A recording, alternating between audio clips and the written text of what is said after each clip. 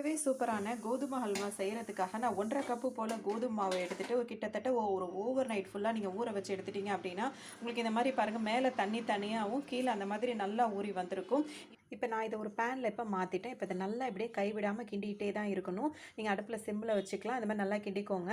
இதை நான் ஊற வைக்கும் போதே உப்பு லேசாக கொஞ்சமாக சேர்த்துக்கிட்டேன். வந்து நாட்டு சர்க்கரை சேர்த்துக்க போகிறேன். அது நம்மளோட விருப்பம் தான், எதனாலும் சேர்த்துக்கலாம். இப்போ 1 1/2 கப்பு கோதுமை மாவுக்கு வந்து நான் 3/4 கப்பு கிட்ட வந்து நான் நாட்டு சர்க்கரை சேர்த்துக்க போகிறேன். விருப்பப்படுறவங்க 1 கப்பாக கூட நீங்கள் சேர்த்துக்கலாம். இப்போ நம்ம நாட்டு சர்க்கரை சேர்த்துட்டோம். இப்போ தொடர்ந்து நல்லா கிண்டிகிட்டே இருக்கணும். இப்போ நம்ம கிளற இந்த மாதிரி பக்குவம் வந்துடும். இந்த டைமில் வந்துட்டு பார்த்தீங்கன்னா, இப்போ 100 கிராம் சுனி நம்ம வாங்கி போட்டோம் அப்படின்னா நல்லா சூப்பராக டேஸ்ட்டாக இருக்கும். ஃபுல்லாக ஊற்றாம கொஞ்சம் கொஞ்சமாக ஊற்றி கிளறலாம். இப்போ நெய் ஊற்றுறோடனே பார்த்தீங்கன்னா அந்த வாசம் இப்போவே வர ஆரம்பிச்சிடும். அந்த அல்வா வாசனை அப்படியே கிண்டிகிட்டே இருக்கணும். கிடையாது, முந்திரி, திராட்சை, அதுக்கப்புறம் பாதம்லாம் நீங்கள் கட் பண்ணி போட்டுக்கலாம். இப்போ அப்படியே நீங்கள் எடுத்து பாருங்களேன், அவ்வளோ சூப்பராக வரும். அப்படியே இங்கே பாருங்கள், அப்படியே தலன்னு வருது பாருங்கள். இந்த மாதிரி சூப்பரான கோதுமை ஹல்வா வந்து நிமிஷத்தில் நீங்களே செய்யலாம். கொஞ்சம் கிண்டும் போது கை வலி